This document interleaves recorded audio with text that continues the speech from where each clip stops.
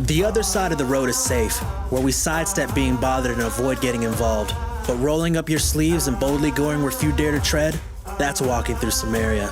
Each week on our podcast, we introduce you to the special few who walk in the spirit of the Good Samaritan. On behalf of the Giving Company and your hosts, David Hendrickson and Dan Riveros, welcome to the Walking Through Samaria podcast.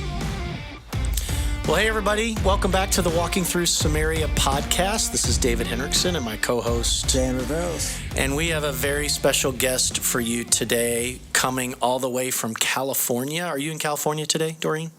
I'm in California. Yeah, so all the way from the other side of the country from Dan and I is Doreen Diaz. And Doreen and I got the opportunity to meet each other at the NRB conference, the National Religious Broadcasters Conference last year in California. And she really has an incredible story that we're anxious to share with all of you. So Doreen, thanks so much for joining us. Thank you so much for having me, Dave and Dan. Yeah, so as our audience knows, we talk a lot about the parable of the Good Samaritan from Luke chapter 10 on this podcast. And it really came from an expert in the law asking Jesus, what must I do to inherit eternal life? And Jesus very simply said, love the Lord God with all your heart and your soul and your strength and your mind and your neighbor as yourself. And the rest of the parable talks about how does he define neighbor? And Jesus gives a story of a Samaritan who takes care of a Jewish believer at the time.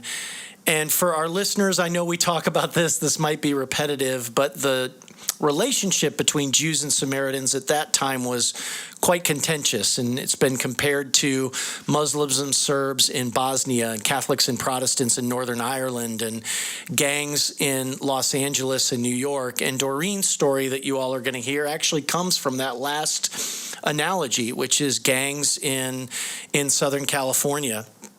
Doreen, before we talk further about you and your family and the work that you're doing in Southern California, you had part of growing up, I believe, in New York. And I think our listeners would love to hear a little bit about the pastoral history of your parents and maybe start with what drew them to New York to help take care of AIDS victims. Okay. Well, I was around 3 years old. So my brother, Daniel, was about 4. And my oldest brother, David, was 8. And we grew up only knowing ministry. Like, my parents became pastors at a very young age, both of them. And they were set free from so much in their life. My mom grew up in, a household, a lot of brothers and sisters in gang-infested neighborhoods in Los Angeles. And my dad also grew up in Imperial Valley, and he was a former drug addict. He was incarcerated a couple of times. He has a very colorful past. But because they were saved from so much, they loved God with all their heart when they got saved. You know, they just completely threw themselves at the mercy of God. And they just said, whatever you want for us, God, as a newly married couple, then we'll do it. Yeah. And for some strange reason, the East Coast kept coming to them. The East Coast on drawing them, and there was a huge need in the East Coast in the early 80s. They had never been there before, nothing. They just felt called that God was calling them to New York City. So with the 3 little ones, me and my brothers, they packed up everything. They sold everything that they had in the house. They literally packed up and ventured off to a city that they knew nothing about, absolutely nothing about. And it was winter when we arrived in New York. And it was just immediately so visible, the need that was there. I don't know how to describe New York in the 80s. It was just like you just seen the need physically with your own eyes. It was during the AIDS epidemic also, where AIDS was just everywhere, and nobody knew how or why or anything like that. Just people were just dying of AIDS. And so we grew up in that kind of atmosphere. And when my parents did get settled into a house that somebody would let them rent, it was actually kind of hard for them to find a home because they were going to start a rehabilitation home inside of our house for people that they were going to take off of the streets. So when people would find out about that, they would say, okay, never mind, we're not going to rent to you. So we did wander around the streets for a couple of weeks, wondering where we're going to live, where are we going to have a place to call home. So when it finally did happen and we did get a place, right away they started going into the streets of New York City and going literally into alleyways and taking people off of the streets and taking people into our home. Wow. And just literally letting them recover. And that was also during the epidemic of where people were coming off of drugs and they were using, I don't remember the name of the drug that they were using to come down off of drugs, but they were getting it from the local hospitals. So now they were getting hooked on methadone. Also, what's that? Is it methadone? I think that was it. Yes. Yeah. Yes. They were called the Methadonians because not. Oh my gosh. Yeah. Not only were they now hooked on drugs, but now they were also hooked on methadone. Wow. So these people would come into our homes and they would literally kick, off of drugs. And then we would have them like miraculous stories where these people, the doctors would say they need to take the methadone. They need to continue to be on it. And then my parents would pray for them and the people of the church would pray for them. And then they would like literally just come off of it cold turkey with absolutely no repercussions. And it was just amazing, like, to see things like that. Like, God was moving in such a powerful way.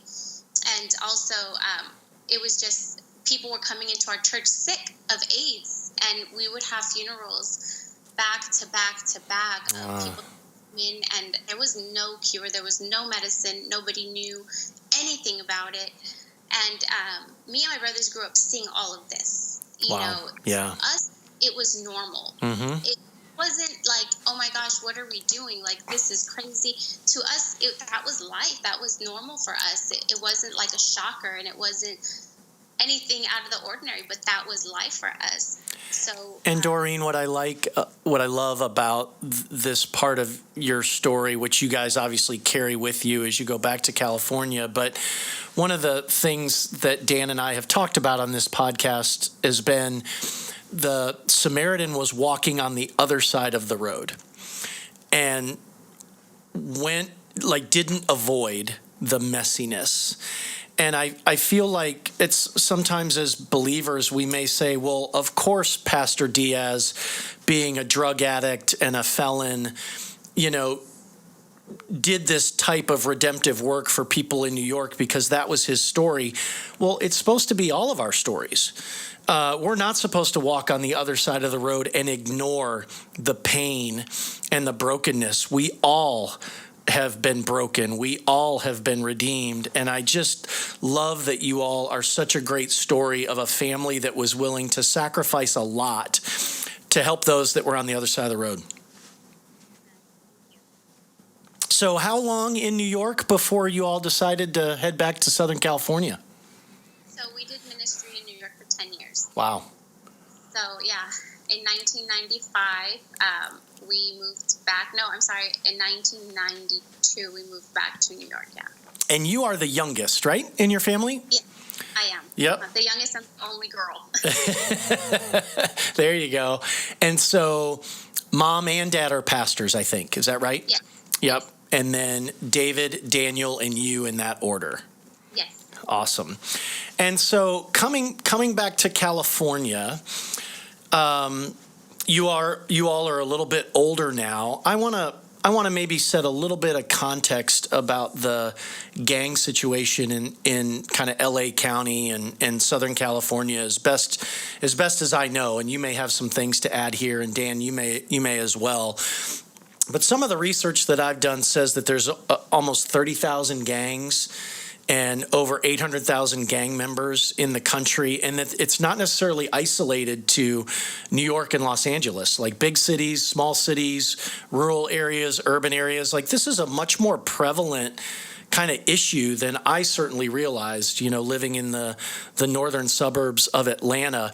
They do seem to be heavily male, which is sort of an interesting observation, and you may have some comments there.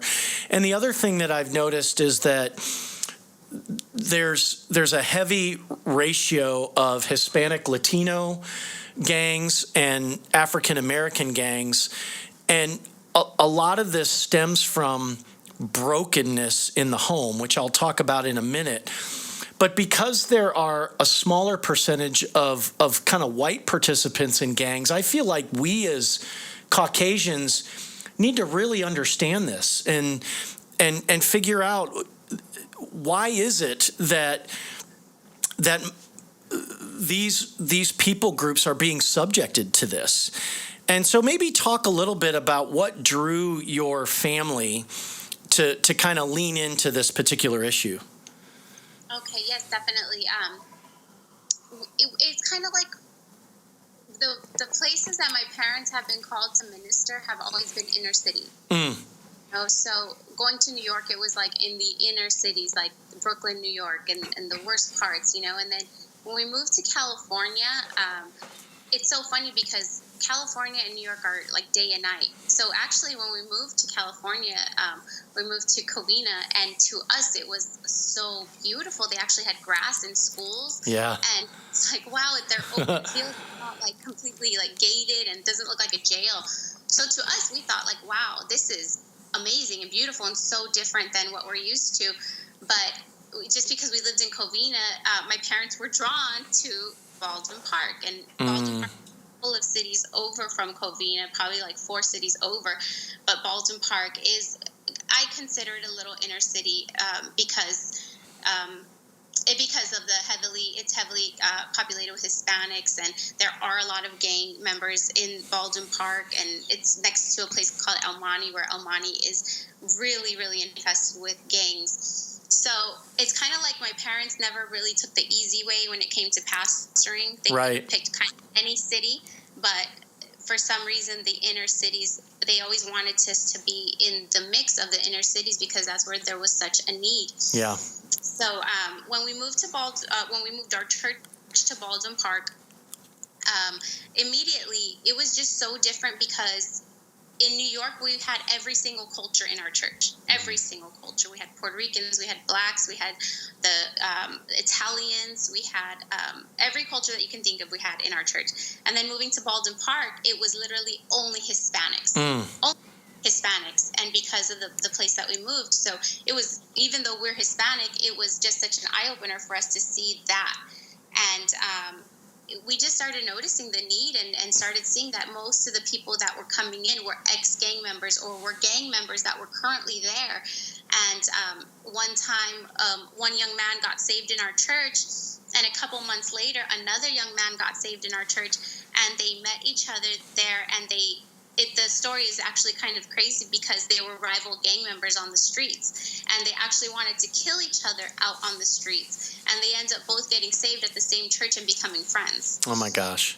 Yes, so we started seeing things like that, and we started seeing, wow, there's such a need. There's so many gangs here, and one time even one of the persons that got saved in our church was standing outside, and he's still bald head. He had some tattoos on him. And this car pulled up with the gang member, and the gang member just got out and started, telling him, where are you from? Like, what's up? And my dad came out with all authority, and he's like, no, you're not going to do that here. Leave now. And we were all like, wow, like, this is what we're dealing with on a daily basis. Like, this is the things, real stuff. I want to read something, if you don't mind, because this trying to understand kind of gang activity caused a few of us here at Giving Company to read Father Greg Boyle's books, Tattoos on the Heart and Barking to the Choir. And I went onto his website. You may know Homeboy Industries. Went onto the website, and there's an FAQ section, and there's a question that says, why do people join gangs? And here's what it says on the website. There is no one reason a young person joins a gang. Our founder and executive director, Father Greg Boyle, often says that he's never met a hopeful kid that joined a gang.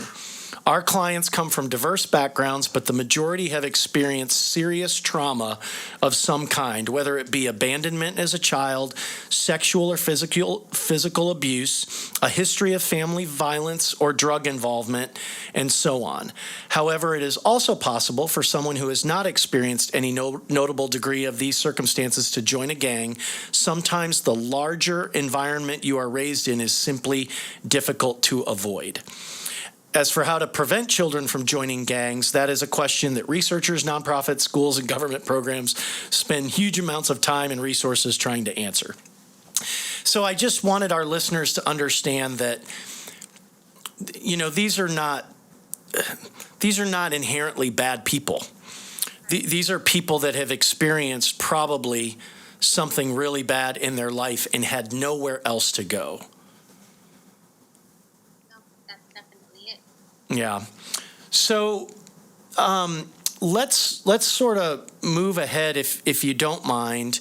Your next oldest brother, Daniel, goes through what I would sort of see. First of all, you said he fed homeless people under the bridge in New York when you guys were out there, and he sort of always had a heart for the homeless and kids that were experiencing tough environments. And he goes through what I would call sort of a relatively normal upbringing. He kind of is very active in church and then has some period of kind of rebellion and ultimately comes back to the church. But he winds up really pursuing youth pastoral work, serving these gang members. Can you tell our listeners a little bit more about that path? Yes, definitely. My brother, he was really into building for himself for a while. Like, he wanted to make the money, get the house, get the nice car, get everything. And he did. And he accomplished a lot of really great things. And he was still very empty because at one point he did leave the Lord and he was just, building for himself. He hit rock bottom, complete rock bottom, and he didn't have anywhere else to turn except God. And when that happened, he realized that, like, no matter what you have in life, when you give to people, you're the happiest. When you give of yourself and when you're doing the call of God on your life, like, you are the happiest. So he came back with a fire that I have not seen. Like, he came back so just with such a passion to do anything and everything that he could for the Lord and whatever that was. And so he started seeing that there was a need in our young people. I was in charge of the youth group at that time, and I started bringing him along and telling him, please help me with the youth. Like, they need really good male models. Yeah. Because so many of them have father issues or don't have fathers in the household. And so immediately when he started working with the youth, they just were so drawn to him like a magnet. It was like they seen a strong male figure that actually really genuinely cared for them, and they just flocked to him and they just grew to him. And as he started working with them, he started realizing that a lot of them are going back to broken homes. So they'll come to church on a Wednesday night, they'll hear a message, they'll be excited, but then the situations that they're going back to really didn't offer them any hope. Like, some of them, their parents would be on drugs. Some of them lived right in the middle of gang-infested areas. You have abusive situations at home. So immediately he started looking into ways like, how can we not just keep the youth here on Wednesday nights, Sunday mornings, and then send them back? How can we make more of a change in their life? So he was working on a youth home. And he was making the pamphlet for it and making everything, like, as far as the rules, the regulations, the schedule, what's going to happen, who's going to teach, where are these youth going to live, what are the activities. And so him and my mom worked on that together. And then we opened up a youth home.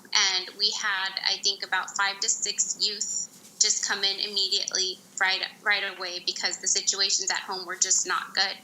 So my brother would go and every morning he would work out with them. He was in the fire academy.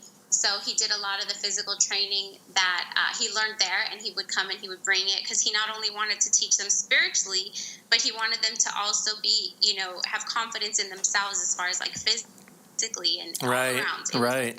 With them in every single aspect. So he started working with them. He would have devotions with them, prayer with them, Bible study with them. He would take them on field trips to go paintball shooting, like fun activities also. So he definitely started seeing that as he's working with the youth, now he needs to start connecting with their parents at home. Yeah. So he's working with the youth. Oh, go ahead. No, sorry, Doreen. I was just going to kind of remind our listeners, if you don't mind, this reality of something like your home, which none of us grew up in a perfect home, but I would certainly consider my home growing up to be a place of refuge and to be a place of rest and to be a place of protection. And yet there are huge numbers of kids whose home life doesn't meet any of those criteria. Yes. And I think it was your parents that told me in a conversation that we had previously that, and you mentioned it as well, parents were often causing more harm than benefit to kids. And I feel like we should sort of digest that for a second, because so often I think we have this worldview that says the home is a place of protection. And for many kids, it is not that. No, you're absolutely right. And that's exactly what we were seeing with these young people. They had so much hope to do better. And just within the first couple of weeks that they would be, this was a live-in home that we created. Just in the very few weeks that they would be there, you could see the change in them. You could see that there was actually hope in them for the future. They were excited about things, excited about, learning about the Bible, excited about prayer. And it was just such a switch. So then my brother started saying, now, we're working with them here and they're not going to live here forever. So now we need to start working with their parents. Yeah. And that's where a lot of the, opposition came from, because the parents wanted their kids to change. And most of the time it was just a mother. There was not a lot of father figures that we were dealing with. But they didn't want themselves to change. Here's my kid. Can you fix him for me? And then bring him back. But yet there was no change in the home. And so it was when my brother started dealing with the parents, that's where he started seeing a lot of opposition. And it's like, wow, this is a lot deeper. And this is why these youth have so many issues. It's because of what they're going through. Yeah. Now, we're going to transition, Doreen, to, I know, a conversation that's difficult for you and your family. And I appreciate that you have shared this with me previously. But the first graduate of that youth home that your family created and used to influence these kids for good was a young kid by the name of Gabriel. Yes. And he graduated on Sunday, November 10th, 2013. And I believe the next day, Daniel and his best friend Eddie took Gabriel and a few other folks from the youth home to the movies as sort of a celebration. And as best you can, please tell our audience what happened that night. Yes, Gabriel graduated that Sunday, and it was so exciting because, my dad, the pastor of the church, called up Gabriel. He called up my brother. He called up everybody that had been working with Gabriel. And you could see this young boy that went in, and he had so many issues, and he was coming from a broken home, go up there and graduate, and he was just so full of life, and then it was a beautiful thing to witness, because that was the first of many that were going to come through that home. Yeah. And it was that same day, my brother, he said, well, I'm so proud of you. Let's go to the movies. So they went a little bit later on in the evening. My brother picked up, there was about 5 of them in the car. And it was with his best friend, Eddie. So they go to the movies. They watched a movie, and then they ended up leaving. And by the time they ended up leaving, it was already past midnight, because it was a really late showing. So where Gabriel lived, he lived in a place called Pomona, California.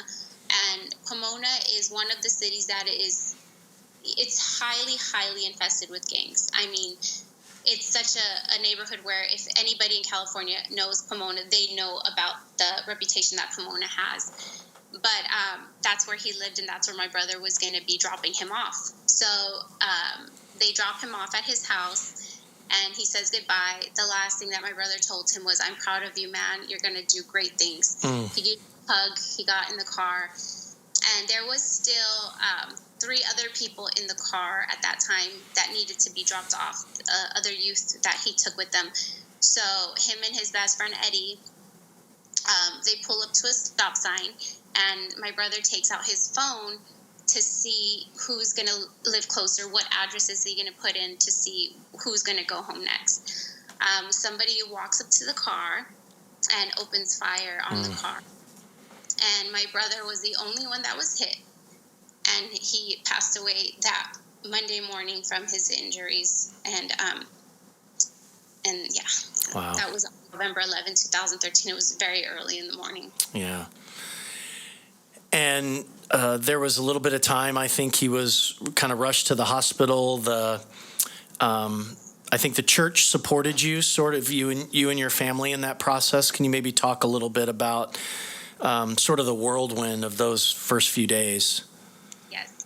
We didn't know what happened. I was celebrating my wedding anniversary in Las Vegas when I got the phone call. And it was around 1 o'clock in the morning. My anniversary is on November 12th, so we were there for the weekend, and my mom just called me and she said, Daniel's been shot. And I said, what do you mean? She says, I don't know anything. They just called me and they told me that he's been shot. I'm trying to call his phone. I'm trying to call Eddie. Nobody's answering. She's like, can you please call your brother? Let him know. And I said, yeah. And we packed up our bags at 1 o'clock in the morning. We were 3 hours away. We got in the car and we just started driving. We had no idea what was going to come out of this or how bad it was. We just heard that there was a shooting. So in my mind, I'm thinking this is going to be okay. Like, this is going to be okay. It's not that bad. He's going to be fine. And we're driving home, and literally right when we get on the on-ramp of the freeway, I heard a still small voice speak to me. I know it was the Lord, and he told me, your brother's with me now. Wow. And I thought to myself, like, no. And my mom called me immediately after that. And she told me, and these are the words she said, your brother's home now. He's with the Lord. And I think, like, when you hear something that horrible, I think you just go into shock immediately because there's no way you can process actually, like, that this happened. So we just drove. Yeah. Through the night. It was like at 1 o'clock in the morning. There was nobody on the freeway, so we just rushed as fast as we can. My parents were at the hospital. They were at the Pomona hospital, and the police confirmed that to them that he was the only one shot, and he did pass away from his injuries. At the hospital, when I arrived, like 2 hours later, it was literally packed. Every single, from one wall to another, outside, there was almost probably 100 people there from our church, just gathering to pray with us, just gathering to be there with us, just trying to make sense of how in the world can this happen. Yeah. So from there, it was just, the church, our church family is so amazing. For 2 months, literally for 2 whole months, they supported us. They came by, they brought food every day, they brought water, they literally held us up when we could not hold ourselves up. They were just such a blessing to us. Church being the church, right? That's the picture of it. Now, Doreen, first of all, thank you so much for being willing to share this story with us and our listeners. As I heard this story for the first time, as your family took me through it, there were sort of 2 kind of concurrent, maybe more sequential outcomes. So one was the perpetrator wasn't known for quite some time, and so your family really had a decision to make. And knowing your family the way I do, it probably wasn't that hard, but about what was going to be your role in the community going forward, because you had lost a loved one. And then sometime later, the killer is found, the shooter is found, and you sort of have this reconciliatory forgiveness kind of process. I don't know in which order you may want to go, but those 2 stories kind of individually on their own are super impactful, and together they give a wonderful picture of the kingdom. But I would just invite you to maybe pick the first one you want to take us through, and then we'll go to the next. Yeah, absolutely. So when this all happened, if anybody's ever lost a loved one and it's like in a tragedy, you're kind of just like, I call it like paralyzed. I feel like our family was just paralyzed for a couple of months. We didn't know what to do on a day-to-day basis. You don't know how to grieve. You don't know what to do. You feel like screaming at times. You feel like crying. Like, there's just so much that goes on at one time. And so my dad did step away from the pulpit for a while just to try to process everything. Sure. Yeah. One thing that my parents never ever did was they never stopped praying. You know, that was so important because that is literally where they drew their strength every single day. They never stopped praying. And even when they would come to the Lord, if they didn't have words, they would just sit there and cry because they knew that they needed the presence of God to get through this. So one day, 3 months after this happened in prayer, my dad was talking to the Lord, and God told him, you need to go back to that city. And that was Pomona, California. And our church is not in Pomona. Our church is in Baldwin Park, which is a few cities away. And so my dad wanted to make sure that this was not an emotional thing that he was hearing, that it was not something that was just from him. Right. So he kind of just kept it to himself and kept praying about it. In January, he went to a meeting with the person that is his mentor. And somebody came to him and gave him a word and said, the thing that you've been praying about, God is saying go. So it was his confirmation, and he knew what he needed to do. Like, he knew that he needed to go back into the city of Pomona, the city that took so much from us. And so he talked to my mom about it, and my mom was like, not completely on board yet, you know, because Sure. it's scary. Understandable. Yeah, in that year, in 2013, there was 28 homicides in that year, and they were all gang-related. So it's not like this is a walk in the park or, you know, this is a very tough neighborhood. So as he continued to pray about it, God just started downloading on him ideas and plans to go in. So first he started contacting the police chief. He contacted the police chief there. He contacted the mayor. He just started making connections with people, telling them what his plan was. And then he went to our church and he said, we're going to go back into Pomona, and we're going to go back there, and we're going to make a difference. We're going to give back to that community. And so the first thing that he wanted to do was he wanted to set up, so every Saturday we picked a different neighborhood, and there's 4 major gangs in Pomona. There's a lot of gangs with Pomona, but 4 of them are the biggest, and 2 of them are black gangs and 2 of them are Hispanic gangs. So he learned about those gangs, and he picked parks that were literally centralized in between the whole gang area. And what he did was he said, we're going to have trainings, and we're going to train the people of the church to go into these areas to set up job fairs, to do free haircuts, to give back food and supplies that these people need. Because when you really look into these neighborhoods, the people are also victims that live in these neighborhoods. You know, the people Right. that live Exactly. Yeah. They are also victims, and they have also lost so much, you know, and it's like these people are hurting, so they hurt other people in return. So how can we change that? The only way you can turn something like that around is not by hurting back, but it's just to love through it. So we started setting up these fairs on Saturdays in every single one of these gang-infested neighborhoods. And the cops were like telling my dad, they were saying, we're going to go with you. We're going to have a huge cop presence there. We're going to send in SWAT teams. And my dad said, no, you are not coming with us. Because as soon as they see police officers there, they are not going to come, and we're going to lose them. Right. My dad said, so no, you guys need to stay away. And the police were like, are you sure? Like, do you definitely know what you're doing? My dad's like, no, this is what we have to do. So one by one, when we were in these parks, we would have music and job fairs and food, and we would give toys and raffles and diapers and clothes, literally anything that people needed. We would just give it to them, and we had a prayer tent there, and people would come to get prayer. And then we still understood that there was so many people that were in their houses that would not come to the park. So there was teams that were specifically trained to go door to door in these neighborhoods, and they would knock on doors and they would ask people if they wanted prayer.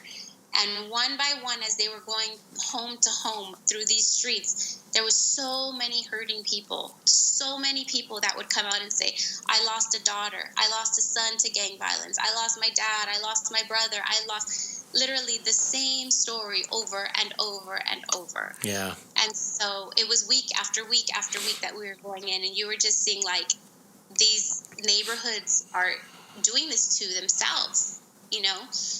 they are like self-imploding. Right. And Doreen, could you describe your family is obviously in trauma and have experienced significant loss.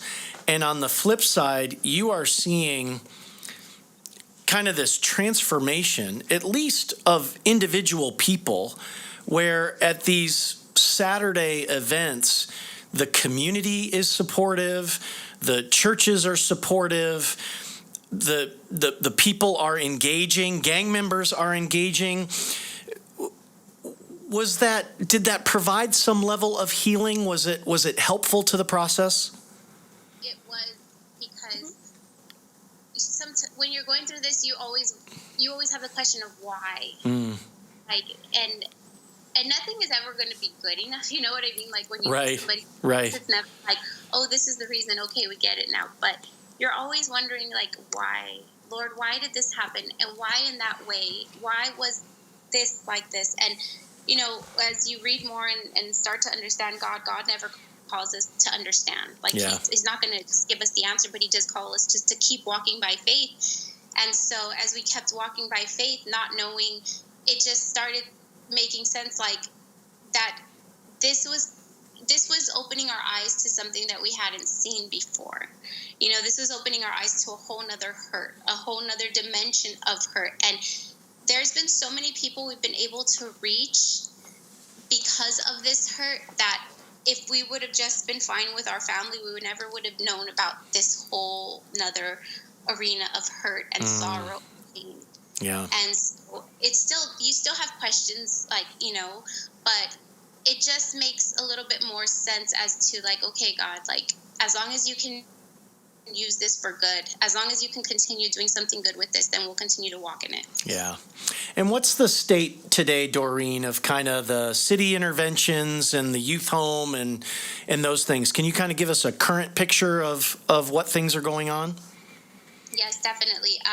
Well, after we did our work in Pomona, we also ended it in June with a huge March for Peace. We had thousands of people come out, and in that we also invited victims' family members, so people that have also lost their family members due to gang violence. And there was so many people, a sea of mothers, of people that came with their pictures of their loved ones that also had been murdered.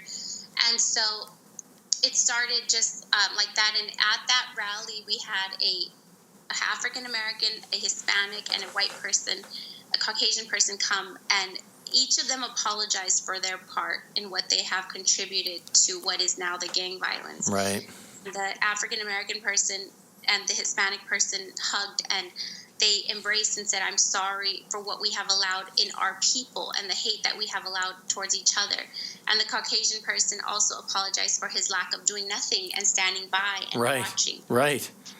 So after that, it just seems like something broke, you know, and then the next year we got a call from the police chief in Pomona, and you know, you don't see results immediately, but the next year, after we continued doing some work in Pomona, the death rate, the homicide rate dropped by half the next year. Oh my gosh, wow, that's crazy. That's incredible.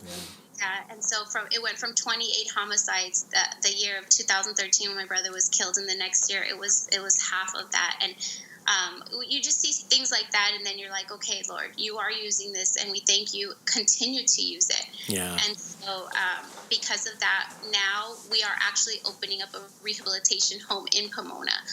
And so we have a rehab home right now in El Monte, which is right by our church. It's a city next to our church. Okay. But we have not been able to reach the African American community, and that's something that's heavy on our heart because we want to. And since the church that we're in, Baldwin Park, is surrounded by mostly Hispanics, we are actually now going to plant a house in Pomona and have a rehabilitation there for that reason, so we can definitely reach out to that culture and reach out to, you know, however we can help, however we can make change now. Yeah. Well, it's incredible and inspiring that your family reacted to such tragedy in a way that has brought such hope and such possibility to these areas. And I just think it's a wonderful picture, Doreen, of the kingdom and what God calls us to do. I want to sort of switch to the other side of this, which is also as part of your trauma and your grief, there is sort of this process of what happens to the perpetrator and the family and kind of what the role was of your family and all of that. Yes. So it was a couple years before we heard anything, and one of the miracles is that they did catch this person, because when we were talking to the DA initially in the beginning and the detectives, very few cases of the homicides in Pomona are actually solved because nobody talks. Nobody talks, right? Right. Nobody talks. And in this case, because it happened so early in the morning, it was dark, there was not one witness. Not one. And the youth that were in the car didn't see anything. All they seen was a guy with a hoodie. That's it.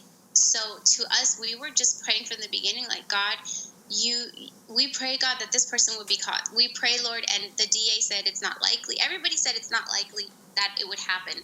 So one day we get a call, and this was in September, and it was right before the holiday in September. It was on a Friday, and they said, we got the guy. And we already knew what happened, and it was just such a miracle that took place of how they got him. One tip. It was one tip that was sent in anonymously. And because of that one tip that was sent in anonymously, it was able to lead to the capture of this person. I think it was 2 years later. Right. And so we got that call on Friday. On Sunday when we went to church, there was a lady that we met there. Her name was Connie Stein. And she doesn't go to our church, but this story is so incredible because the month that my brother was killed was November.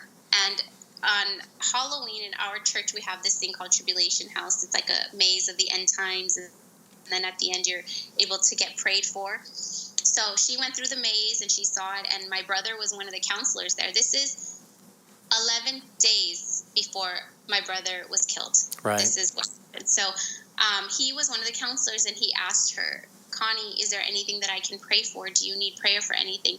And she said, I'm angry at God. And he said, why? She said, because my son was killed in Pomona, and they never caught the killer. My brother put his hand on her shoulder, and he told her, you need to learn to forgive the person that did this.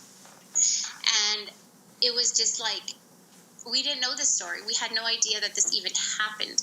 So Friday, the person is arrested. Sunday, she comes to our church to tell us this story.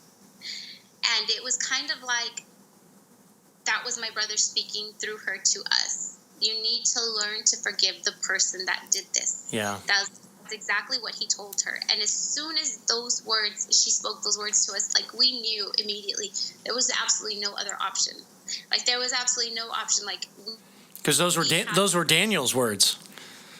Those were his words. Yeah. He came to us 2 days after this person was caught. And so there was no discussion between our family on forgiving. It wasn't even like it needed to be said. We were just all in agreement. Yeah.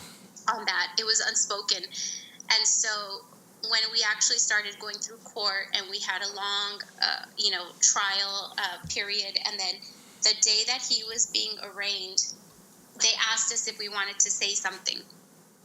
And we all were in agreement. We did want to say something. We all did. None of us have shared anything that we kind of wrote down, our feelings. So one by one, we go up and we are sharing. And you have to remember, like, he was there alone. None of his family came. It was packed with just our church people, our family. The whole room was packed. There was people outside in the lobby waiting. And one by one, we got up and we just started extending forgiveness to him. And we started telling him that God loves him and that God has a plan for his life and that his life isn't over, that he needs to now make a difference where he's at in jail. Yeah. And that, God loves him. And then he just kept his head down, pretty much throughout the whole thing. But the beautiful thing was that at the end of us publicly speaking to him, we had a chance to sit with him privately. They cleared out the entire room for us, and it was just him and us. And he broke down crying, and he said, I have cried every single day that this happened. And he was just so apologetic, and he asked for forgiveness from us. And my dad told him, your life is not over. You have a break, and now you need to continue this on in jail. And my dad told him, don't worry, we'll help take care of your boys, because he has 2 young boys. Wow. And my dad has every year for Christmas, we send his boys Christmas gifts. My mom stays in contact with his mom on Mother's Day and other days that are hard, because she's also a victim, and the kids are also victims. It's like nobody wins in this situation. Right. And I think you told me that, one, he was super remorseful, and that it was like an emotional retaliation, because he had lost a cousin like a month before to a gang related issue. And anyway, it's just an unbelievable story. Yeah. So Doreen, can you help us, our listeners and Dan and I,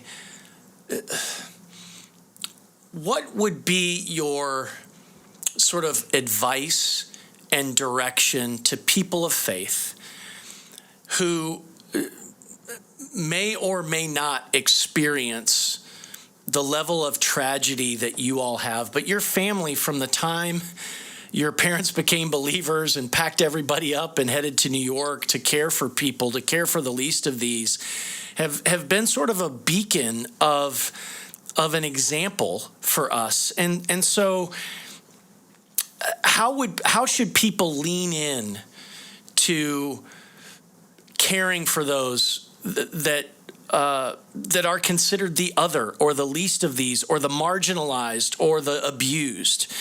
And how can you sort of ignite a fire of engagement from all of us? And, what do you think God wants us to know from your experience? I think that sometimes we make Christianity more difficult than it is. And I think that if we were just to keep it so easy and so simple, and just say, what can I do for somebody else? Like, as easy as that, like, what can I do for somebody that's hurting? And it doesn't have to be hard, and you don't have to agree with the person's opinion or political situation or anything like that. Just, how can I help somebody today? Yeah. Go out of my way to help somebody. And in your journey of just giving to somebody, you will find that it is so addicting. It becomes so in giving. And sometimes as Christians, we don't ever go outside the 4 walls of the church, that's right. Our zone. That's where we go to church, we get fed, and we leave, and we don't make any type of impact or difference in the world. But if we can just look outside of the walls of our church, outside of the walls of our comfort zone, and we can say, like, God, open my eyes to see what you see. Open my eyes to the need that's out there. He will open your eyes to so much. And you will begin to see people that you've never noticed, maybe at your job, maybe somebody that's hurting, somebody that's alone, like maybe somebody at your school that nobody talks to that's getting picked on. Like, if you really, really tell God in just a sincere way, God, show me the hurting and show me how I can help, He will open your eyes to so much. And once you step into that, and once you step into just being obedient now to saying, okay, I'll buy this person lunch, or okay, I'll go out of my way to talk to this person, and let's get out of ourselves and just do for others, it just becomes to a point where you're like, man, I made that person feel so good, and I made a difference in their day. But not only did I make a difference in their day, but man, that felt incredible. Right. That was so great to do that. Like, and it really does become addicting. And I think that we just really need to get out of ourselves, just put ourselves aside for a little bit, because I think in general, all of us as Christians too, it is about us a lot. It is about us, like, gaining for ourselves and doing for ourselves. But if we can just once in a while say, God, show me the need, show me where I can help, show me what I can do, and just put ourselves out there and make ourselves available, God will use you so powerfully. But we just need to make ourselves available to that. Yeah. And Doreen, as we close, if you don't mind, a little bit of an add-on question. You've obviously seen the church mobilize in really incredible ways.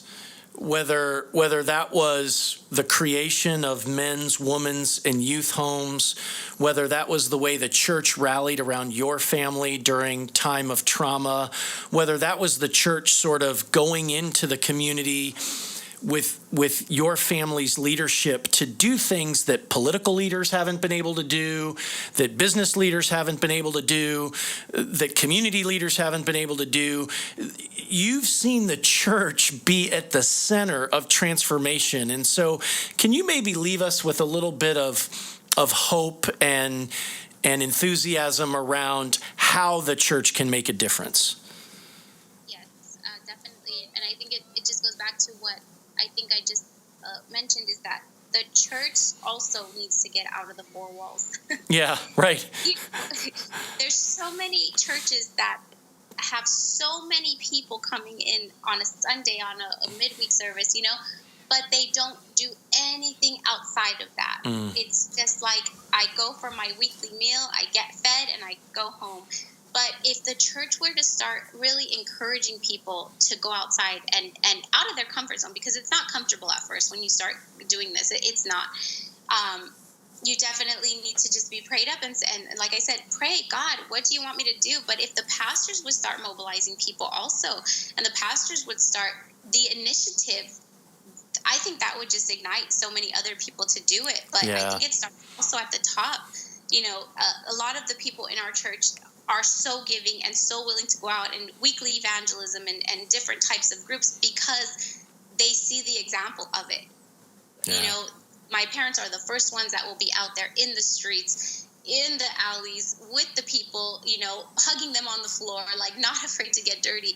But it really is a matter of like, if they see the example, other people will follow along. And I really would like to encourage churches. There's so many churches that are mega churches and they're so big and they have so many people. And can you imagine if the pastors and the leadership were to start that trend of going outside of the walls and going into the hurting areas? Other people would mobilize behind that. I mean, the difference that can be made is just so huge. We haven't seen that, and I would love to see that. I think it should definitely be something that started with churches. That's so good.